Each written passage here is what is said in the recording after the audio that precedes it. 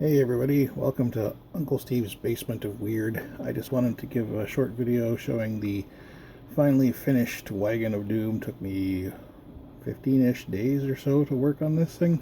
So, I didn't make a how-to video because A, it took too long, and B, I only have a phone that does video, and it just would not be very handy. Right now I have my phone stuck inside my Dremel vise so that I can use both hands to show the wagon. So, the construction of this was overdone, as is always with my projects. The flatbed is made out of coffee stir sticks, wooden coffee stir sticks.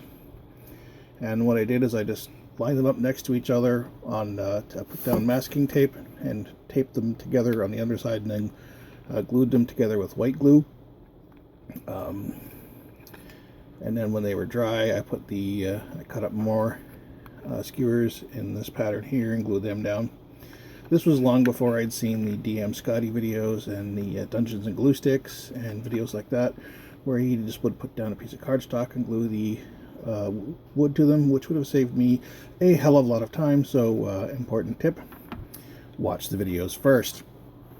So the rest of the construction is fairly straightforward. The sides are popsicle sticks. These square sections here are actually the square bamboo skewers for barbecue, which are nice long and pointy, and then they have these nice little curved sections here. So they're pretty handy, and they make for give you a nice little curved section to use for whatever you want. And they're cheap too, so that's the other benefit. Undercarriage, same thing, more bamboo skewers, popsicle sticks, lots of popsicle sticks, dowel. The wheels are from Civil War Cannon toys. I got at Michael's in the little tube thingies. The undercarriage is, of course, very complicated looking. Not exactly 100% realistic, but what I wanted to go for was to have the front wheels that turn, because that's what you 100% need in your D&D sessions, is an overly done wagon with turning front wheels and an elevating yoke. Yoke again is made out of the bamboo skewers. I had to rework it because originally these two pieces were together as one, and it was too close. The poor little ox horns were all tangled up, and the poor guys probably couldn't walk anywhere without getting into a scrap. So I separated it and moved it back. The tongue was also about yay long, because for some reason I thought that would be a good idea. That way I could do a team fight instead of just two. But when I had my two little ox, I had this huge gap back here, and it just kind of looked silly. So, looking at a lot of reference pictures on the internet, the ox or the horse or whatever are usually pretty much right up here. So I cut it down and moved them back and widened the yoke. So we should have been able to do a how-to video.